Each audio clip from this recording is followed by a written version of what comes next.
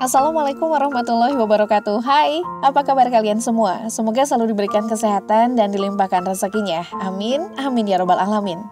Selamat datang di channel Nisa Story. Bersama saya Nisa tentunya, yang akan setia menemani hari-hari kalian dengan kisah-kisah yang menarik dan semoga bisa menghibur. Kali ini Nisa akan menceritakan kisah yang berjudul Misteri Celana Dalam Suamiku episode terakhir. Sebelum lanjut ke ceritanya, Nisa berharap untuk subscribe channel ini dan aktifkan juga lonceng notifikasinya ya, biar kalian gak ketinggalan cerita terbaru dari Nisa. Biar gak penasaran, langsung saja kita ke ceritanya.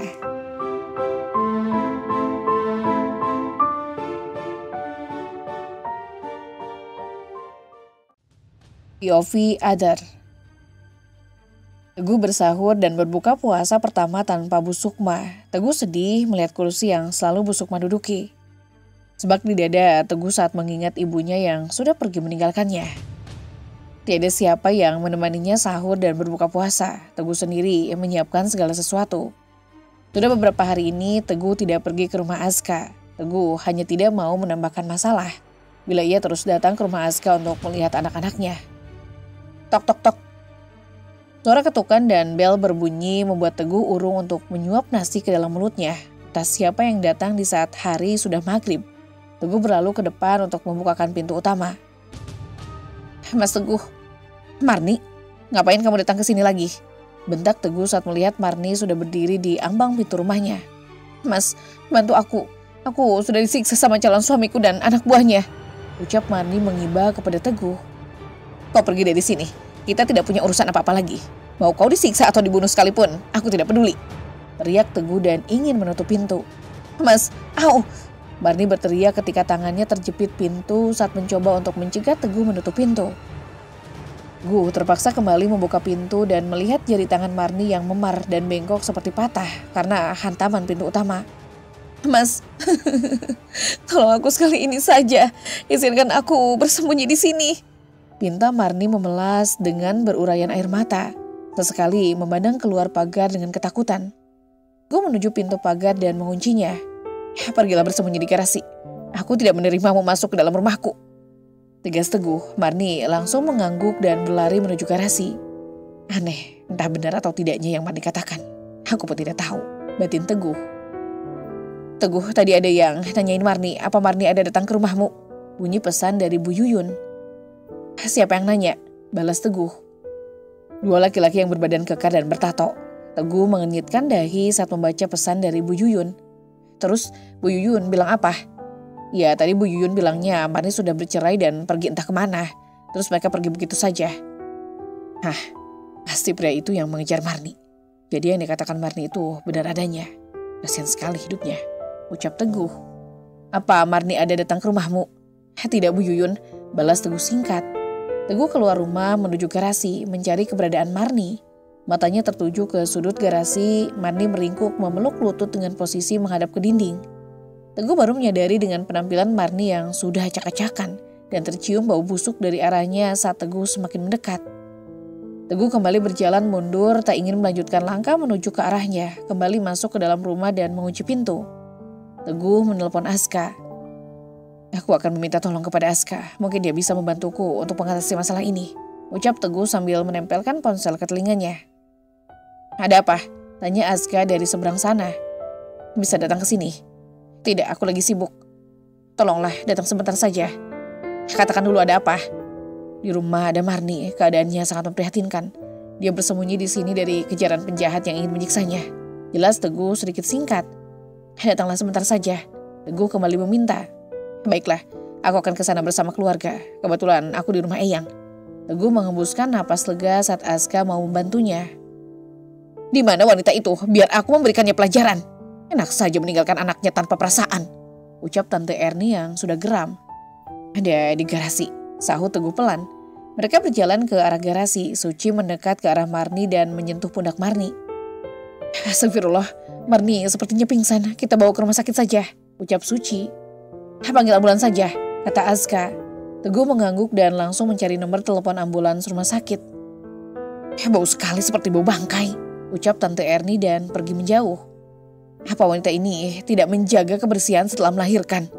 Miris sekali melihat hidupnya. Eyang berujar sambil membawa langkah menjauh. Beberapa saat kemudian ambulans sudah masuk ke dalam halaman rumah Teguh. Beberapa tetangga juga ikut masuk karena penasaran dengan apa yang sudah terjadi. "Ada apa? Siapa wanita itu?" tanya Bu Yuyun pada Teguh.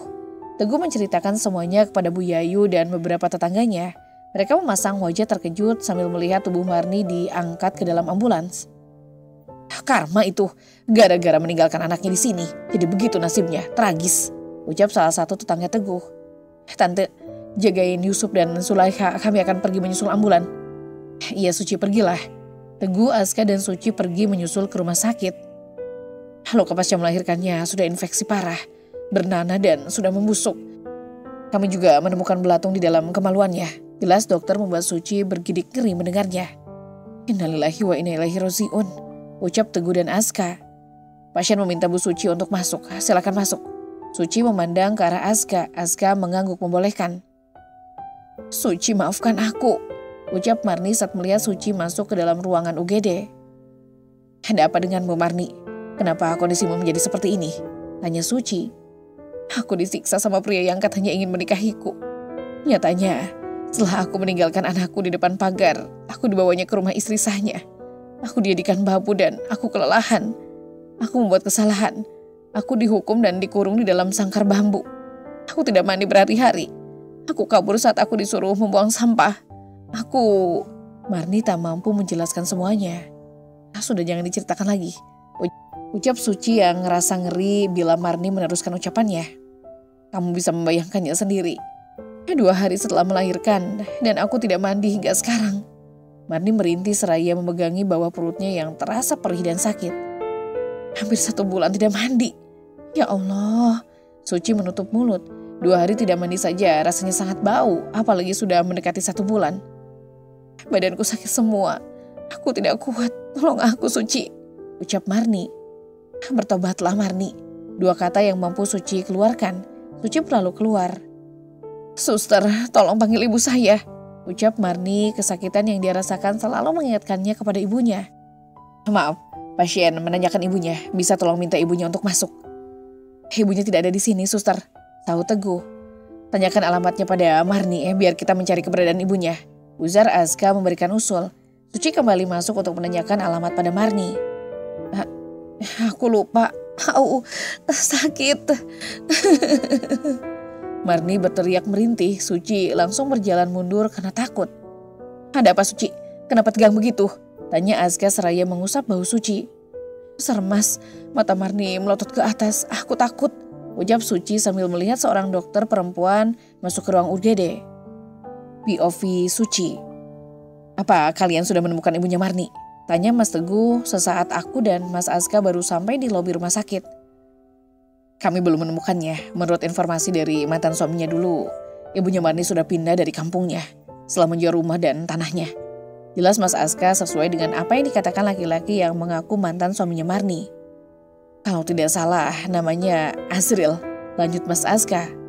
"Iya, namanya Azril, Mas." Aku membenarkan ucapan Mas Aska. "Di mana kalian bertemu dengan Azril?" tanya Mas Teguh. Sepertinya Mas Teguh sudah mengenal pria itu. Dari pertanyaannya saja sudah bisa kutebak. "Di kampung Marni, itu pun ketemunya tidak sengaja. Saat kami menanyakan ibunya Marni, kamu sudah kenal?" "Ya, aku sudah kenal. Jadi gimana ini?" tanya Mas Teguh dengan gelisah. "Tidak punya cara lain. Kita sebar foto Marni ke sosmed. Siapa tahu ada tetangga baru ibunya yang melihat postingan itu," usul Aska. "Aku setuju," sahut Mas Teguh dan bergerak cepat memasuki kamar rawat. Mas Teguh memfoto Marni sambil menutupi hidungnya. Jujur, aku yang berada di luar kamar saja merasa mual mencium bau busuk yang keluar dari tubuh Marni. Mungkin ini azab Allah di dunia untuknya karena meninggalkan anaknya sendiri sangat mengerikan sekali. Penjelasan dari Azril sudah membuatku merinding mendengarnya. Di kampungnya, Marni terkenal sebagai wanita perusak rumah tangga orang. Bercerai dengan Azril lantaran Azril tidak mempunyai uang. Dan Marni memilih menjadi simpanan suami orang, termasuk Mas Teguh yang dulunya masih suamiku. Bukan cuma itu, Marni dan Azril memiliki 1 orang anak dan sudah meninggal dunia. Yang kematian anaknya sendiri tidak dipedulikan oleh Marni. "Tulis apa?" tanya Mas Teguh setelah memilih beberapa foto untuk diupload ke Facebook. "Tulis begini, bagi yang mengenal ibunya pasien, tolong diberitahu bahwa anaknya sedang sakit keras dan ingin bertemu dengan ibunya. Jangan lupa foto Marni sebelum sakit juga diupload. biar mudah mengenali siapapun yang melihat fotonya, sahut Mas Aska. Setelah mengupload foto Marni, kami duduk sambil menunggu informasi. Baru 10 menit sudah banyak yang membagikan fotonya, ujar Mas Teguh. Suci, kamu pulang saja biar Mas sama Teguh saja di sini. Nanti kalau ada apa-apa Mas kabarin, pulang ya. Aku mengangguk cepat menanggapi ucapan Mas Aska. Iya Mas, aku pulang dulu. Aku meraih tangan Mas Aska dan menciumnya. Kalau sudah sampai di rumah kabarin ya. Iya Mas. Mas Teguh tampak melirik sekilas ke arah kami dan kembali fokus melihat ponselnya. Aku berlalu, memang lebih baik aku pulang saja. Aku tidak tahan bila berlama-lama berada di rumah sakit. Sesampai di rumah, Eyang dan Tante Erni langsung menodongku dengan berbagai pertanyaan mengenai Marni. Suster sampai kewalahan membersihkan belatung serta nanah yang terus keluar dari itunya. Jelasku jujur aku menjadi geli membayangkannya. Kasihan sekali, ucap Eyang. Azab itu karena sudah melakor dan meninggalkan Sulaiha. Tidak perlu dikasihani Bu, perbuatannya sudah dibayar lunas. Rasain, ujar Tante Erni. Iya sih Tante, tapi kasihan. Habis melahirkan, Marni sama sekali tidak mandi. Tahu sendiri kan, kalau habis melahirkan itu gimana? Belum lagi dipaksa mengerjakan pekerjaan rumah. Salah sedikit langsung dikurung. Menceritakannya saja membuat Suci merinding, miris sekali. Kataku sambil meraih Yusuf dan memeluknya. Jadi sekarang gimana? Masih hidup atau sudah mati? Tanya Tante Erni. Hasilnya Tante ini ada-ada saja. Maafkan saja kesalahan Marni. Toh tidak ada gunanya kalau Tante sakit hati sama Marni. Ucapku membuat Tante Erni mengembus napas berat. Sudah Tante maafkan. Hanya saja masih ada sedikit kesal di dalam hati Tante. Tante semakin kesal karena Marni meninggalkan anaknya. Hanya itu. Ya sudah Tante mau tidur. Jadi sakit kepala membayangkan ulatnya. Papar Tante Erni sambil beranjak dari tempat duduknya. Ponselku berdering, aku menjawab telepon dari Mas Aska. Innalillahi wa inna ilaihi raji'un. Ucapku saat Mas Aska mengatakan bahwa Marni sudah meninggal dunia. Ya Allah, Marni sudah meninggal. Tanya Eyang, aku mengangguk. Tanya Eyang langsung Mas. Aku menyerahkan ponsel pada Eyang, tak lupa mengaktifkan pengeras suara. Ada apa Aska? Jenazah Marni bawa ke rumah Eyang ya. Kasihan tidak ada saudaranya, hanya kita yang mengenali Marni di sini. Ucap Mas Aska dari seberang sana. Tidak boleh. Serahkan saja kepada pihak rumah sakit. Suruh mereka mandikan dan langsung dimakamkan. Sahut Tante Erni dari belakang Eyang. Aku sampai terkejut mendengar suaranya. Entah kapan Tante Erni berada di belakang Eyang. Padahal tadi sudah masuk ke dalam kamar. Erni jangan begitu.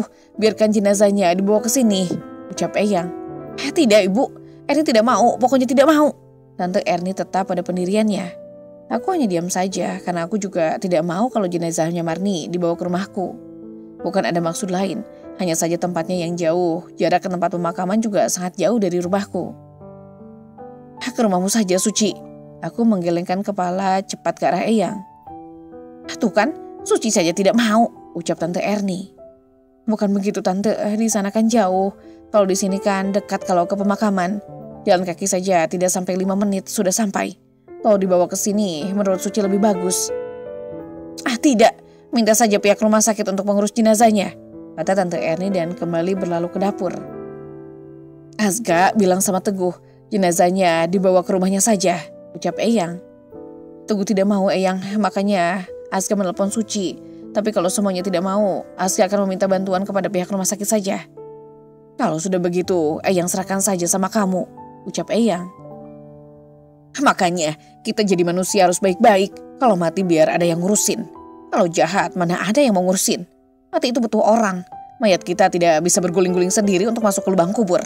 Butuh orang untuk memasukkan dan menguburkan. Kemudian didoakan. Sudahlah, dari tadi kamu terus yang nyerocos tidak berhenti. Potong Eyang sambil menutup Tante Erni yang mau duduk di sampingnya. Iya deh, kita doakan saja semoga Marni ditempatkan di sisi orang-orang yang beriman. Amin. Ucap Tante Erni seraya mengusap kedua telapak tangannya ke wajah. Teguh kamu kenapa? Tanya Eyang ketika melihat Mas Teguh datang ke rumah Eyang dengan wajah yang tampak pucat. Lagi gak enak badan Eyang. Kemarin saat ikut ke pemakaman, Teguh tidak sengaja melihat mata Marni yang melotot saat kain penutup wajah terbuka. Jadi Teguh kaget dan pulang-pulang langsung demam. Teguh mau nginap di sini sampai sembuh. Di rumah sendirian, takutnya lewat gak ada yang tahu. Ih, Bang Teguh kok ngomongnya gitu? Emangnya sudah siap untuk mati? Ucap Indriani sambil menoleh sekilas ke arah Mas Teguh yang duduk di sampingnya. Siap tidak siap, kalau sudah mati ya harus bagaimana lagi? Namanya mati tidak dapat untuk dihindari, sahut Mas Teguh. Eyang, kami pamit dulu ya, nanti 2 hari mau lebaran kami kesini lagi. Mas Aska pamit sambil menggendong Yusuf, aku pun ikut menyalami Eyang. Kok cepat pulangnya? Apa karena aku datang ke sini, jadi kalian pulang? Kata Mas Teguh sambil menatap aku dan Mas Aska bergantian. Kami sudah 1 minggu di sini, jadi kami pulang dulu. Kebetulan aja kamu datang saat kami ingin pulang, sahut Mas Aska. Kalian hati-hati, Susu Zulaiha nanti Indriani yang akan jemput ke sana setiap sore, ucap Tante Erni membuat kepalaku mengangguk menanggapinya. Memangnya Zulaiha tidak ikut? Tanya Mas Teguh. Zulaiha tante yang urus, tugas Suci hanya memompa asinya saja untuk Zulaiha. Kami sudah menyepakati semuanya, jelas Tante Erni. Baiklah, aku ikut saja karena keputusan apapun yang kalian buat, itulah yang terbaik, sahut Mas Teguh. Karena kami selalu berpikir dahulu sebelum bertindak, bukannya seperti kamu, selalu bertindak tanpa mau berpikir terlebih dahulu. Kau rasakan sekarang, lihat Suci dan Aska, mereka jauh lebih bahagia darimu. Yuk Mas, kita berangkat. Ajakku pada Mas Aska, rasanya malas bila harus ikut mendengar ucapan Tante Erni yang selalu menyangkut pautkan tentang masa lalu aku dan Mas Teguh. Bagiku semua sudah berakhir. Aku sudah melupakan kesakitan yang diberikan Mas Teguh. Aku sudah memaafkan dan mengikhlaskan semuanya. Semua melambaikan tangan saat mobil kami mulai beranjak pergi dari halaman rumah Eyang. Bayangan Ibu Sukma bermain di ujung mataku, membuat mataku mengembun seketika. Aku rindu pelukan Ibu Sukma. Jangan bersedih, Ibu bersama dengan kita sekarang, ucap Mas Aska. Ia seakan tahu dengan apa yang sedang aku pikirkan. Genggaman tangan Mas Aska selalu menguatkanku. POV Teguh. Brrrr, ponselku bergetar di atas nakas. Aku menggeser tombol hijau untuk menerima. Karena malas memegangnya, aku mengaktifkan pengeras suara. Aku tidak khawatir siapapun yang mendengarnya, karena hanya aku yang ada di rumah ini. Assalamualaikum, Mas, kamu sibuk? Waalaikumsalam, tidak, ini lagi rebahan di ranjang. Baiklah Mas, oh iya, kapan kamu mau memperkenalkan aku dengan keluargamu Mas? Tanya Ranti, wanita yang sudah ku kenal lama dari dunia maya. Dan kami mulai dekat dalam 2 bulan terakhir ini. Setelah memutuskan untuk ketemuan agar kami saling mengenal, yang pastinya setelah berpisah dari Marni. Aku berniat ingin menikah lagi, menikah secara resmi. Kesalahan masa lalu tidak akan kuulangi lagi. Menikah di bawah tangan tanpa sepengetahuan keluarga. Kalau kamu mau, malam ini juga boleh. Kita buka puasa di rumah eyangku. Kalau di rumahku tidak ada siapa-siapa, jawabku. Baiklah, sore nanti jemput aku ke rumah. Aku mau berbuka puasa dengan keluargamu. Aku mengangguk menanggapi ucapan Ranti. Oh iya, mantan istrimu ada di sana juga kan? Aku mau kenalan juga, ucap Ranti membuatku menggaruk kepala. Mau kenalan dengannya nanti saja pas lebaran. Nanti dia dan suaminya datang ke rumah Eyang, sahutku. Kamu mau kirim saja fotonya, soalnya aku penasaran. Menurutmu cantikan aku atau mantan istrimu itu? Tanyanya lagi. Aku terdiam ingin menjawab bahwa Suci lebih cantik darinya, tapi takut Ranti marah ataupun ngambek. Walau sejauh ini Ranti tidak pernah marah sama sekali padaku. Halo Mas, kamu masih di sana kan? Mas, halo? Iya maaf, tadi jaringannya tidak stabil. Kirim foto mantan istrimu ya, aku penasaran banget, sumpah. Fotonya tidak ada, aku kan sudah mengubur masa laluku, jadi tidak ada satupun fotonya yang tersisa di dalam ponsel maupun di dalam rumah ini. Aku berbohong. Kenyataannya hingga sekarang layar ponselku masih mengabadikan momen saat kami berfoto bersama dengan ibuku. Senyum Suci begitu manis, begitu juga dengan ibuku. Baiklah, kalau memang begitu, itu jauh lebih bagus daripada kamu masih menyimpannya. Aku tidak mau ya, kalau kamu menikahiku hanya karena ingin melupakan mantan istrimu. Jawabnya terdengar tegas. Iya, aku sudah melupakan semua kenangan dan perasaanku pada mantan istriku. Hanya kamu prioritas utamaku sekarang. Mulai deh ngegombalnya. Sudah dulu, jangan lupa nanti sore jemput aku. Assalamualaikum. Insya Allah, waalaikumsalam. Setelah panggilan berakhir, aku membuka galeri foto, menghapus fotoku bersama Suci dan memotong fotonya bila aku dan Suci saling memeluk ibuku. Akan ku kubur kenangan indah bersama Suci selamanya dan membuka lembaran baru dalam hidupku. Aku masuk ke dalam rumah Eyang setelah mengucapkan salam. Aku duduk di samping Eyang yang tengah melipat pakaiannya di depan TV di ruang keluarga. Tumben datang, ada apa? Tanya Eyang sambil melihat ke arahku. Gini Eyang, malam ini Teguh mau memperkenalkan calon istri Teguh pada Eyang dan keluarga. Yang masak yang enak-enak ya. Soalnya calon istri Teguh mau buka puasa bersama dengan kita malam ini. Ya Allah Teguh, tak habis pikir Tante. Kuburan Marni saja masih basah, kok kamu sudah mau menikah? Memang benar-benar tidak beres nih anak. Setelah Tante Erni dengan tatapan mata yang tajam. Tanteku ini selalu saja marah dan membuatku kesal. Teguh itu sudah lama berpisah, kuburan Marni masih basah atau tidaknya, itu tidak ada sangkut pautnya sama Teguh. Tante sudah tahu sendiri kan? Iya tahu, tapi aneh aja gitu. Pasti nanti orang-orang berpikir seperti itu juga. Di daerah sini, tahunya kamu masih bersama Marni. Sudahlah, jangan ngomongin orang yang sudah tiada. Teguh mau menikah ya bagus. Sudah saatnya Teguh membuka lembaran baru. Untung ada Eyang yang bisa membuat Tante Erni terdiam. Boleh kan Eyang? Boleh, nanti Eyang masak yang enak-enak. Berapa orang tamunya? Tanya Eyang sambil menepuk-nepuk pundakku. Rencananya Teguh mau mengundang orang tuanya juga, pinjam mobil Eyang ya. Biar bisa jemput mereka, soalnya takut hujan. Kan lagi musim hujan juga. Pinjam atau mau memiliki? Sindir Tante Erni sambil mengerlingkan matanya. Memilikinya juga tidak apa-apa, itu mobil ibunya juga. Bawa saja, daripada tidak terpakai. Ucap Eyang membuat Tante Erni menatapku. Tidak usah Eyang, Tante Erni pasti tidak suka. Untuk Tante Erni saja mobilnya. Malah, so jual mahal pula. Bawa saja kalau memang mau. Mobil Tante ada 2 noh, itu saja jarang dipakai. Ketusnya, bibirnya terus maju mundur karena mengomel. Aku bisa melihat sosok ibuku di wajah Tante Erni. Tante Erni sangat mirip dengan ibuku jika sedang mengomel.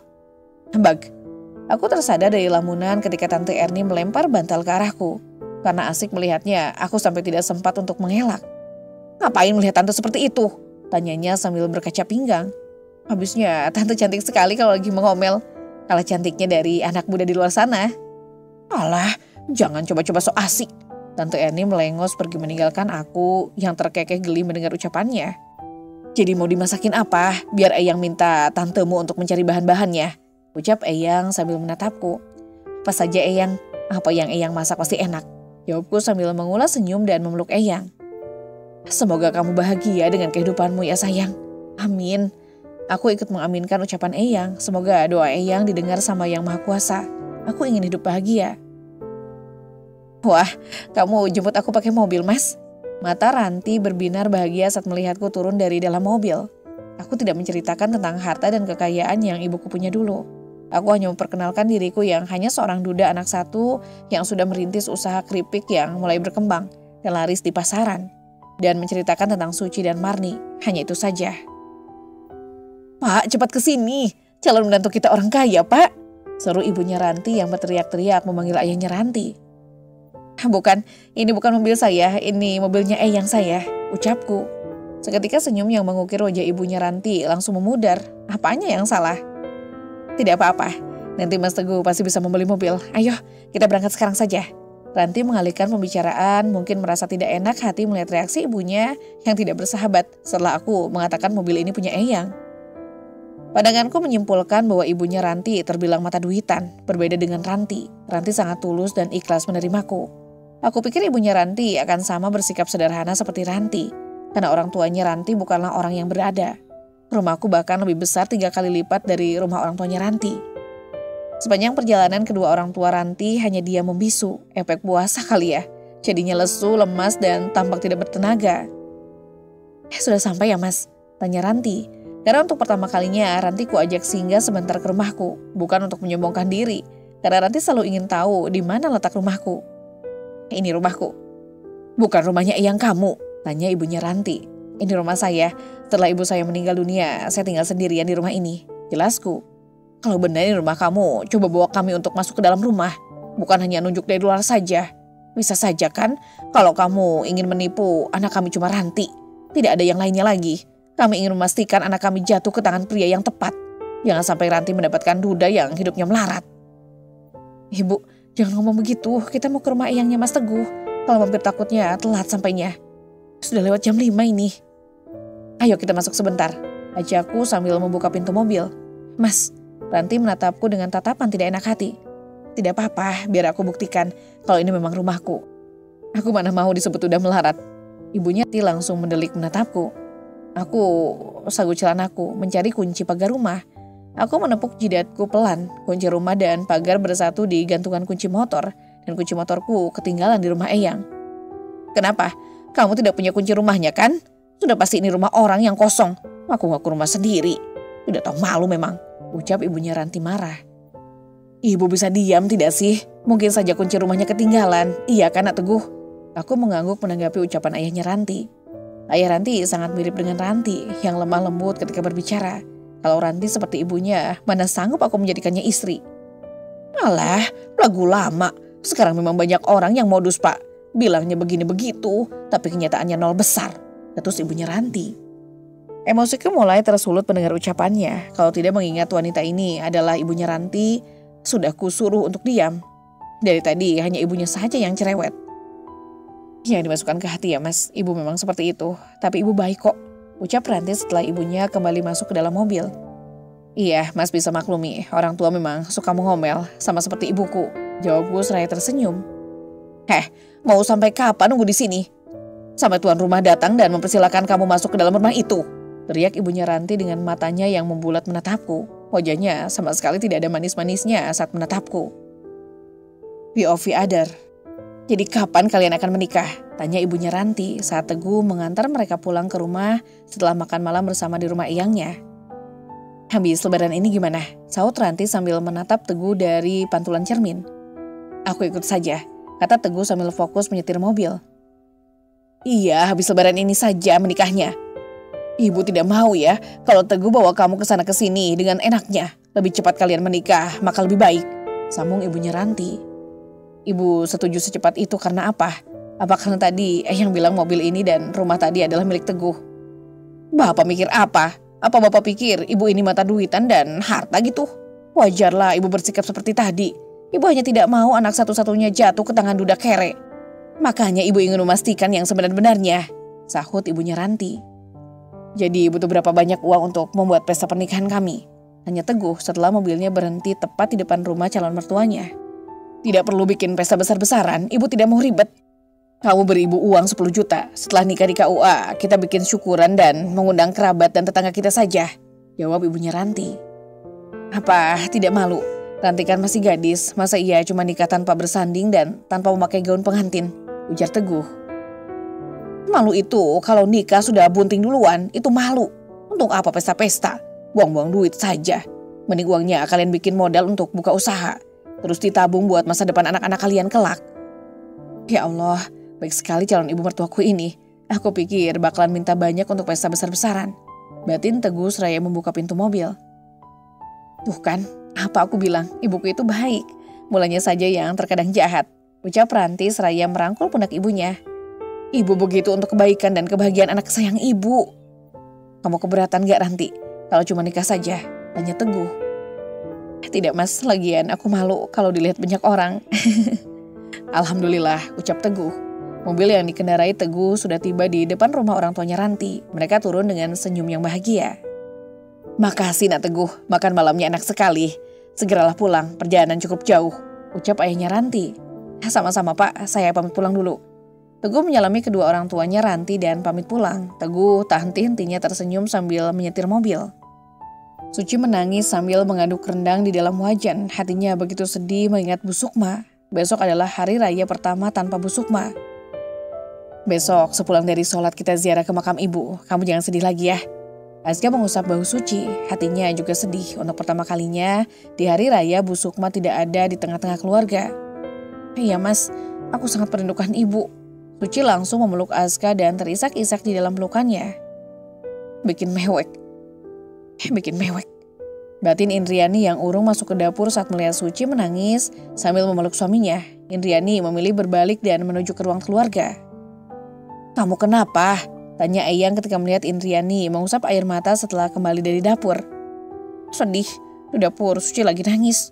Jawab Indriani lirih. Eyang tahu Suci pasti sedih mengingat hari raya esok tanpa Ibu Sukma. Eyang juga sedih besok kita ziarah. Jangan lupa berdoa banyak-banyak. Mata Eyang berkaca-kaca, segera diusapnya sudut matanya agar Indriani tidak melihatnya menangis. Eyang nangis? Enggak, sudah kamu cepat bereskan tisu-tisu ini. Eyang mau mandi. Eyang pasti mau menangis di kamar. Indriani bergumam, lalu menatap langkah kaki Eyangnya menuju kamar. Indriani menggeleng pelan, dia tahu betul sifat Eyangnya itu. Hari kemenangan umat Islam sudah tiba, suara takbiran menggema di seluruh penjuru dunia. Suci bersimpu di tanah makam Bu Sukma. Isak tangis tidak mampu ditahannya lagi. Wanita yang sudah seperti ibu kandungnya sudah lebih dulu pergi untuk selamanya. Aku rindu Bu, selamat hari raya. Suci minta maaf bila pernah membuat kesalahan pada ibu. Suci sayang ibu. Ucap Suci pelan seraya menyirami air dan menaburkan bunga. Diusapnya batu nisan yang bertuliskan nama ibu mertua tercinta. Ayo pelan-pelan, jalannya banyak batu. Suci menoleh ketika mendengar suara Teguh. Tampak Teguh berjalan ke arahnya dengan seorang wanita cantik berpakaian serba putih di sampingnya. Azka, kamu sudah di sini. Maafkan aku ya, maafkan segala kesalahanku, apapun itu. Ucap Teguh sambil mengulurkan tangan ke arah Azka dan memeluknya sebentar. Aku juga, kita saudara, alangkah baiknya bila kita tetap berbaikan tanpa berseteru. Saut Azka sambil menepuk-nepuk pundak Teguh. Ini kuburan ibumu, tanya Ranti pada Teguh. Teguh mengangguk, Ranti berjongkok dan membacakan doa untuk almarhumah Bu Sukma. Ini pasti calon istrinya. Tadi malam Eyang bercerita kalau Mas Teguh ingin menikah. Ucap Suci sambil berbisik dengan Azka. Azka mengangguk paham. Suci melihat wanita yang sedang berdoa dan mengusap wajah setelah selesai membaca doa. Wanita itu berdiri sembari mengulur tangan ke arah Suci. Ini ibu dari anaknya Mas Teguh kan? Tanya Ranti seraya tersenyum manis. Iya, kamu calon ibu sambungnya anakku ya. Suci pun membalas senyum. Alhamdulillah iya, semoga kita bisa menjalin hubungan yang baik untuk selamanya. Amin. Oh ya, namaku Ranti. Kamu pasti Suci kan? Mas Teguh sudah menceritakan semuanya. Ucap Ranti. Amin. Kalau gitu kami pamit pulang duluan ya. Iya hati-hati, nanti kami nyusul ke rumah Eyang. Sahut Teguh. Suci dan Azka berlalu meninggalkan tempat pemakaman. Ranti menatap punggung Suci sampai masuk ke dalam mobil dan melaju pergi. Mantan istrimu cantik, sangat cantik. Kok bisa kamu mengkhianatinya dulu? Ucap Ranti sambil menatap Teguh. Jangan bahas itu lagi, semua sudah berlalu. Dan aku sudah menyesali perbuatanku. Aku akan bertobat dan memulai hidup baru tanpa bayang-bayang masa lalu. Sahut Teguh tanpa ragu. Baiklah, semoga masa lalumu memberikan pelajaran yang berharga. Ucap Ranti seraya tersenyum manis. Mas, tadi Ranti ngomong kalau setelah mereka menikah nanti, mereka berdua ingin membawa Zulaiha tinggal bersama mereka. Ucap Suci sambil berbaring di samping Azka.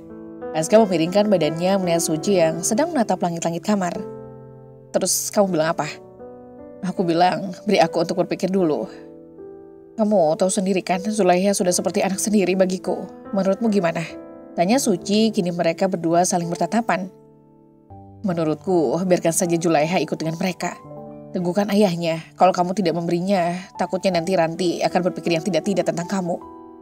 Aku lihat Ranti orangnya baik, pasti dia sudah bisa merawat anak, makanya dia ingin membawa Zulaiha. Jelas Azka. Ya juga ya, kalau gitu nanti aku bicarakan lagi sama Ranti. Kapan mereka nikah? Katanya minggu depan, tanpa pesta besar-besaran, hanya membuat acara syukuran kecil-kecilan saja. Baguslah, artinya Ranti dan keluarganya orang baik, tidak memaksakan keinginan untuk membuat pesta yang besar. Nanti pasti mengerti kalau calon suaminya masih baru dalam merintis usaha.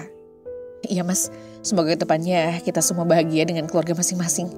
Semoga Mas Teguh bisa setia dengan satu wanita dan menjadikan masa lalunya untuk menjadi lebih baik lagi. Berpikir panjang untuk kembali bermain-main dengan pernikahan. Semoga saja, amin. Ya sudah, sekarang kamu tidur. Seharian capek menerima tamu. Mau aku pijitin gak? Enggak, mau langsung tidur aja. Tolak Suci halus sambil memeluk erat tubuh Azka. Cantiknya istriku, puji Azka sambil mencium kening Suci dengan penuh kasih sayang. Terima kasih mas, aku bahagia hidup bersamamu. Semoga kita selalu bahagia dan bersama selamanya. Hanya maut yang memisahkan kita. Ucap Suci sambil mengeratkan pelukannya. I love you sayang. I love you too mas. Janin kembarnya berjenis kelamin laki-laki dan perempuan. Beratnya normal, semua sehat dan normal. Bulan depan jangan lupa datang lagi ya. Bulan depan sudah bisa ditentukan tanggal berapa operasi sesarnya. Ucap dokter yang menangani kelahiran anak pertamaku dulu. 2 tahun pernikahan dengan Mas Azka, aku pikir aku akan lama hamilnya. Seperti hamil Yusuf yang memakan waktu bertahun-tahun untuk menunggu kehadirannya di dalam rahimku. Mas Azka tidak pernah menanyakan soal anak. Dia sangat perhatian dan pengertian. Tidak pernah menuntut dan memaksa keinginan. Sekarang aku sudah hamil lagi. Kehamilan kembar yang sama sekali tidak pernah aku bayangkan. Mas Azka menggenggam jemariku, mengucap syukur saat aku memberitahu tentang kehamilanku waktu itu. Rumah pasti akan semakin ramai setelah bayi kita lahir. Ucap Mas Azka seraya mengusap perutku. Sepulangnya dari rumah sakit, Mas Aska mengajakku untuk singgah di warung pinggir jalan. Warung menjual mie ayam bakso adalah makanan kegemarannya, termasuk kegemaranku juga. Aku sangat menyukai mie ayam bakso. Hanya saja aku disarankan dokter untuk tidak memakan terlalu banyak karena kedua bayi di dalam rahimku sudah besar. Dering ponselku menghentikanku untuk menyuap bakso ke dalam mulut Mas Aska. Di layar ponselku tertera nama Ranti. Selama Mas Teguh menikah, aku dan Ranti sudah seperti layaknya saudara. Kami begitu dekat dan akrab. Assalamualaikum Ranti, ucapku setelah benda pintar menempel di telingaku. Iya, kebetulan kami lagi di luar, kami akan ke rumahmu sekarang, ucapku lagi. Selanjutnya sambungan telepon pun terputus setelah Ranti mengucapkan salam. Ada apa sayang? Ada apa dengan Ranti?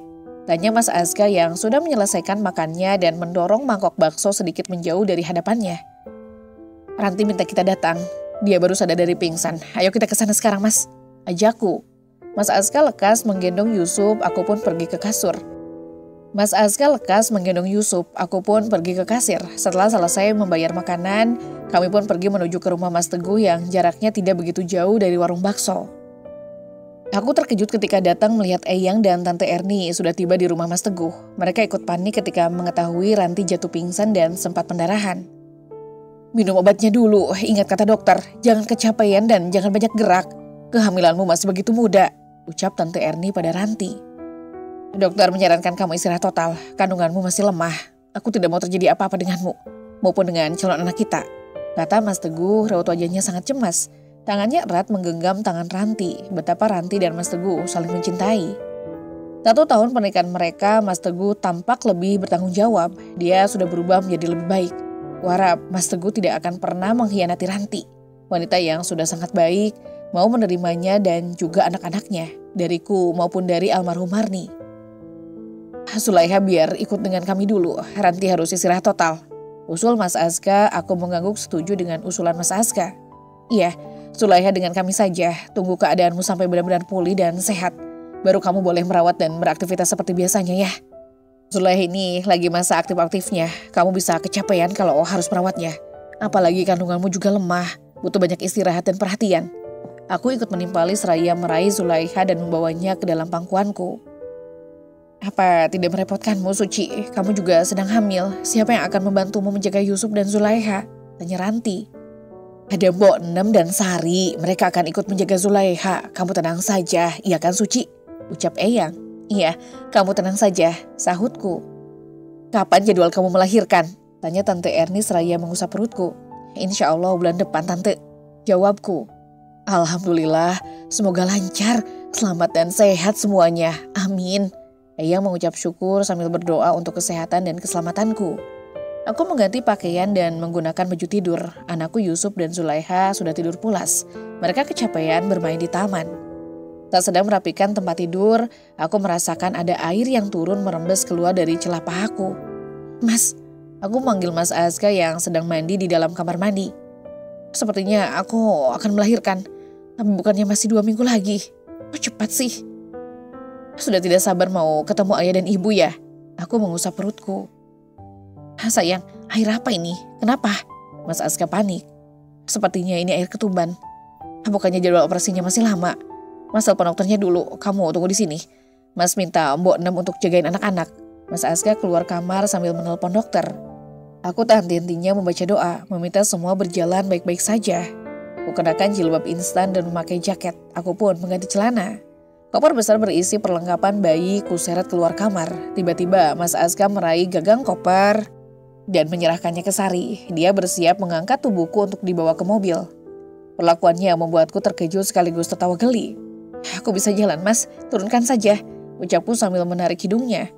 Jangan, takut airnya makin merembes keluar. Dokter akan langsung melakukan tindak operasi nanti. Sakit nggak? Tidak, Mas, tidak sakit.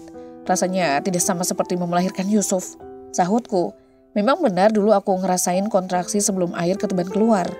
Mas Aska menyetir mobil dengan kecepatan tinggi. Beruntung jalan tidak terlalu macet. Setengah jam kemudian kami sudah tiba di rumah sakit. Cukur dulu, Bu, ucap perawat sambil membawa tempat alat pencukur. Sudah saya gundulkan, sahut Mas Aska menatapku. Aku pun meringis malu. Kita harus cukur habis dan bersih, biar perbannya nanti bisa menempel lekat dengan sempurna. Maaf ya, Bapak keluar dulu. Mas Aska menurut. Dulu waktu ibu membawaku ke rumah sakit, perasaan malu seakan sirna begitu saja. Mungkin karena sakit dan teramat sakit. Sekarang aku merasakan malu saat perawat mulai mengerjakan tugasnya. Mungkin karena aku belum merasakan kontraksi. Setelah tugasnya selesai, Mas Aska datang kembali ke dalam kamar. Keluarga sudah dikasih tahu, tanyaku. Nanti saja kita beri kejutan setelah anak kita lahir. Jawabnya seraya mengusap perutku dan mengecap keningku. 2 orang perawat datang, mereka meminta Mas Aska untuk keluar lagi. Salah satu darinya menyuntikkan tes alergi ke tanganku. Aku meringis, ini terasa sakit dan perih sekali. Luar biasa perih, ucapku. Tahan ya, semangat. Sekarang kita pakai selang kateter dulu. Tarik nafas, hembuskan, rileks ya. Kedua perawat itu memberikan semangat untukku. Beberapa saat kemudian, ranjang tempatku berbaring didorong ke ruang operasi. Mas Aska ikut serta ke dalam, menemaniku dan menguatkanku. Setelah aku sadar, barulah Mas Aska memberitahu keluarga. Tak butuh waktu lama, keluarga sudah datang dengan wajah berbinar bahagia. Alhamdulillah, bayinya kembar. Ya Allah, Suci, Aska, kalian kenapa diam tidak memberitahu kami kalau Suci hamil kembar? Kok terlaluan, Eyang mau pingsan ini. Eyang berteriak girang. Eyang terkejut ketika 2 perawat mengantarkan 2 bayi ke dalam kamar rawat inapku. Laki-laki dan perempuan pula. Ya Allah, Tante Erni tak kalah bahagia melihat bayi-bayiku. Pipi dan pundak Mas Aska menjadi sasaran cubitan dari Eyang dan Tante Erni. Mereka kesal dengan gemas pada Mas Aska karena Mas Aska melarangku untuk memberitahu kehamilan kembarku. Sakit, habis pipi tampanku. Ringis Mas Aska seraya mengusap kedua pipinya. Kian suamiku, ucapku seraya mengulum senyum, kuusap pipinya yang memerah terkena cubitan. Alhamdulillah, ucap salam dari arah pintu, tampak Ranti dan Mas Teguh berjalan sambil membawa kotak berbungkus kertas kado. Alhamdulillah keponakanku sudah. Mas Teguh mengangguk lebar, ucapannya menggantung, matanya menatap Mas Aska dan keluarga bergantian. Teguh pasti sangat terkejut, Eyang juga terkejut, Suci dan Aska memang pandai menyembunyikan rahasia. Ucap Eyang seraya tertawa keras. Untung hanya aku pasien yang ada di kamar rawat. Jadi aku tidak khawatir akan mengganggu pasien yang lainnya. Indriani tahu kok kalau Suci hamil kembar. Semua mata beralih menatap Indriani tajam. Kok kalian natapnya gitu? Aku takut nih, ucap Indriani. Dari mana kamu tahu? Siapa yang ngasih tahu? Tanya Mas Aska. Aku tidak sengaja melihat kertas hasil USG di kamar kalian. Waktu itu aku mau ngejar Yusuf yang masuk ke dalam kamar. Tapi aku baik kan? Aku memilih untuk ikut merahasiakannya. Karena apa? Karena kalian belum memberitahu berita kehamilan kembar. Makanya aku diam aja. Rencananya memang ingin ikut buat ibu sama Eyang jantungan. Tapi berhasil juga akhirnya. Mereka benar-benar terkejut dengan kejutannya. Untung gak sampai jantungan. Indriani terus nyerocos tanpa henti. Sampai-sampai ia tidak sadar kalau Eyang dan ibunya sudah berada di sampingnya. Cubitan kunci pun mereka hadiahi di pinggang Indriani. Au, perih, sakit, dengis Indriani sambil melangkah menjauh. Terkejut kan? Rasain, ucap Mas Aska. Aku sampai menahan diri untuk tidak tertawa melihat ulah mereka. Sakit sekali perutku bila aku tertawa. Cie, Suci nahan ketawa. Tawa aja apa? Ranti menggodaku. Kamu juga akan merasakannya nanti, ucapku sambil mengulum senyum. Setelah seminggu di rumah sakit, aku pun pulang ke rumah. Eyang dan keluarga memilih untuk tidur di rumahku sampai keadaanku benar-benar membaik. Aku sangat bersyukur diberi keluarga yang baik dan sangat menyayangiku. Mereka sama baiknya dengan almarhumah Ibu Sukma. Rasa rinduku terobati ketika Tante Erni bersikap sama seperti Ibu Sukma. Mas Aka membawa sepiring nasi hangat lengkap dengan ikan haruan bakar. Sop sayur juga tersedia dan masih mengumpulkan uapnya. Mas suapin, ucap Mas Aska seraya mencubit isi ikan dan menyuapinya ke dalam mulutku. Enak, kamu yang bakar, tanyaku. Pastinya, bukan. Bo Enem yang membakarnya. Jawabnya membuatku gemas ingin mencubit pinggangnya. Enak sekali jadi ibu baru melahirkan. Dapat perhatian penuh harian. Makanya saja disuapi. Pengen. Indriani mulai lagi menggoda kami. Makanya nikah, ucap Mas Aska. Cariin calonnya. Lah, emang yang kemarin kemana? Sudah mampus. Putus. Nanti aku tanyain Doni, siapa tahu dia mau sama kamu. Soalnya syarat teman-temanku itu tinggi. Kamu kan pendek, bulat pula. Mas Aska meledek Indriani. Aku hampir saja menyemburkan makanan yang ada di dalam mulutku. Mau tertawa lepas tidak bisa, karena bekas operasi sesar ini sangat sakit bila aku tertawa ataupun batuk. Mas Aska dan Indriani jarang sekali akur. Mereka sering saling ejek dan bertengkar, tapi tingkah mereka berdua selalu bikin suasana menjadi ramai. Ih, benar-benar jahat. Aku ini seksi loh, mirip Pirly Latukonsina. Gak kurus dan gak gemuk. Montok aduhai, pendek juga gak pendek-pendek amat. Ih, ngusulin banget kamu bang. Indriani kesal. Shh, Yusuf dan kembar lagi tidur. Berisik banget, pelan-pelan kalau ngomong. Ucap Mas Aska sambil meletakkan ujung jari ke bibirnya. Yusuf, beli es krim yuk. Bulat, ngeselin juga kamu ya. Mas Aska ingin berdiri. Indriani berlari keluar kamar. Sudah, nanti Eyang marah. Kalian sudah tua masih saja bergurau seperti anak kecil. Ujar Tante Erni sambil nonton televisi dan nyemil nastar. Masih muda segar gini, dikatain tua. Bisik Mas Aska di telingaku. Aku mencubit pipinya gemas. Hidupku jauh lebih baik dan bahagia lagi sekarang. Aku seperti terlahir kembali setelah melahirkan anak kembarku. Bayang-bayang masa lalu yang menyakitkan sudah hilang seiring berjalan waktu. Kini aku yang bernama Suci Latafunisa sudah bahagia dan jauh sangat bahagia. Alhamdulillah kisah ini selesai sampai tamat. Sebelumnya, Nisa banyak-banyak terima kasih yang sudah menonton dari awal hingga akhir. Mohon maaf apabila Nisa ada salah kata yang tidak enak didengar. Sekian untuk video kali ini. Wassalamualaikum warahmatullahi wabarakatuh.